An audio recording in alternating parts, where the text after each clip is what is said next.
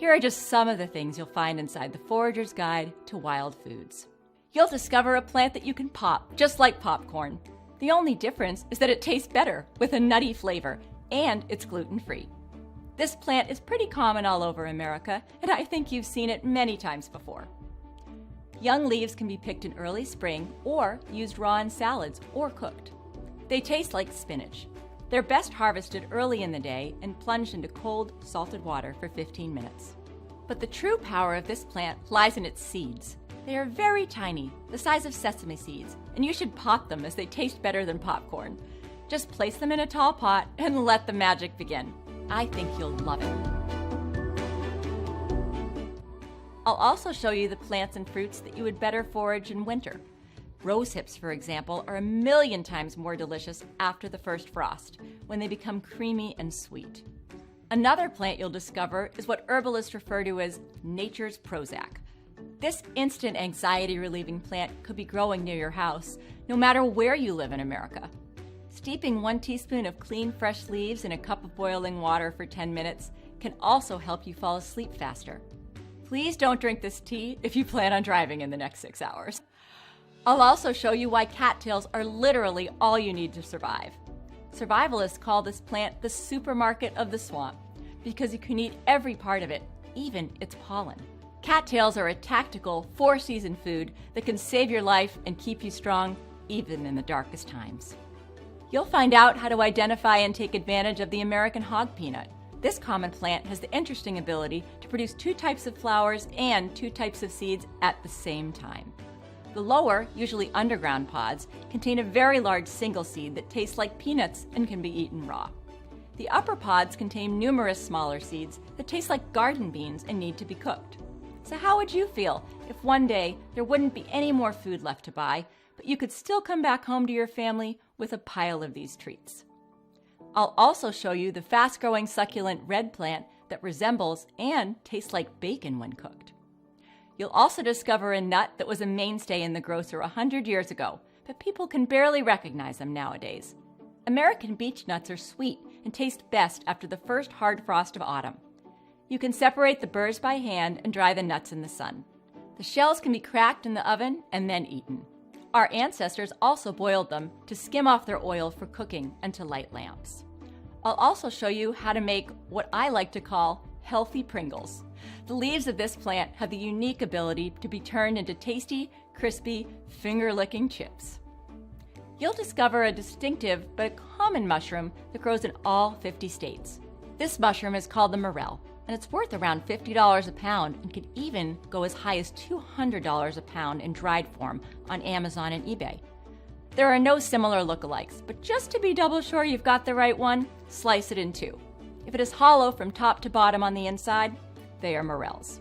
Nutty, woodsy, and fragrant, these mushrooms can be dried and reconstituted later by soaking them in water.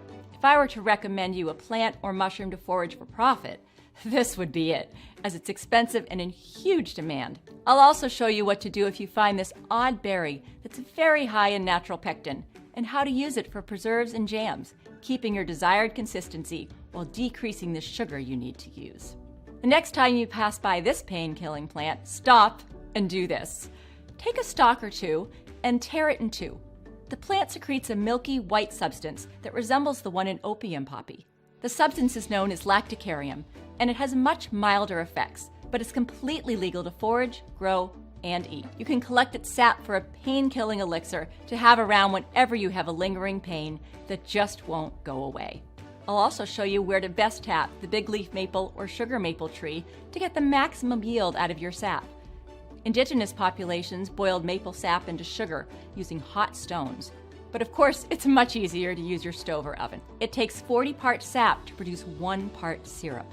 Boil the sap to evaporate the water content, and then use a coffee filter to remove the sediments, and you're left with a wonderful natural sweetener filled with antioxidants. You'll also discover a plant called lamb's quarters. This Great Depression weed saved large communities from starvation and malnutrition. Growing all over the U.S., this superweed is also called wild spinach, and it contains substantially more nutrients than cultivated spinach and kale. Well, if hard times ever come again, wouldn't you prefer to have this information on hand? I'll also show you how to make a fruity elderflower remedy to reduce inflammation in the body and to regulate bowel movement. You'll also discover how to recognize reishi, the mushroom that got me out of the wheelchair. Every day since that day, 20 years ago, I take, along with other remedies, a tincture that I make from this mushroom. Alongside my remedies, it helps a lot with my MS, and I gladly recommend it as a medicinal mushroom for autoimmune conditions and other chronic issues.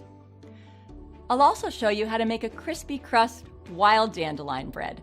So if dandelions grow somewhere near you, go ahead and put them to good use. Just imagine when you open up the oven and fill your home with the smell of fresh baked bread with a subtle, sweet dandelion flavor.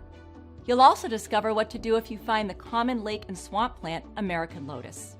The most delicious part is its arm-long roots that taste like sweet potatoes, but has holes in it.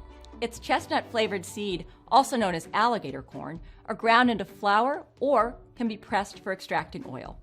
I'll also show you what to do immediately after identifying colt's foot. This plant holds the secret to unblocking your airways and fighting colds, the flu, and unstoppable coughs. In fact, its Latin name is tussilago, which means to act on cough. I'll also show you something truly extraordinary, a seaweed that grows almost faster than you can eat it. If you look at it for some time, you can actually see it grow. This is one of the treats I ate on the Alone Show on Vancouver Island. So next time you find this plant washed up on the beaches, open your new book and find out what to do with it. I'll also expose the delicious secret this common plant holds, hidden from sight. If you pull up this invasive weed, you can find its secret, the nut-shaped edible tubers that taste somewhere between almonds and hazelnuts. Foragers call them earth almonds. They can be eaten right out of the ground, or you can dry them for later use. When your friends ask you what these delicious treats are, I'm pretty sure they'll be blown away when you show them this common weed. I'll also show you how to use yarrow leaves as one of nature's most effective Band-Aids. Simply chew and apply it directly to the wound for 2 to 3 minutes. This instant field poultice helps prevent the infection of the wound and stops the bleeding. I'll also show the berry that is illegal to grow in some states, but perfectly fine to forage for. If you find a single gooseberry bush, you can gather around 12 pounds of gooseberries, and you can return year after year to take advantage of it. You'll also uncover a wild plant that is sweeter than sugar and helps people with diabetes. Its sweetness comes from a compound found in the roots, with a taste similar to sugar, but less instant and more long-lasting. In the Forager's Guide to Wild Foods, you'll also find other sugar substitutes that are okay to eat, especially if you have diabetes.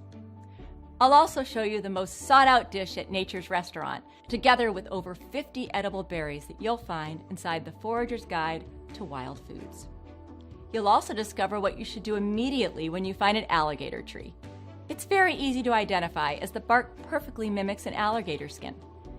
The Zuni tribe steamed its berries and turned it into something that should find its way onto your dinner plate. I'll show you how to find the mini watermelons in the wild.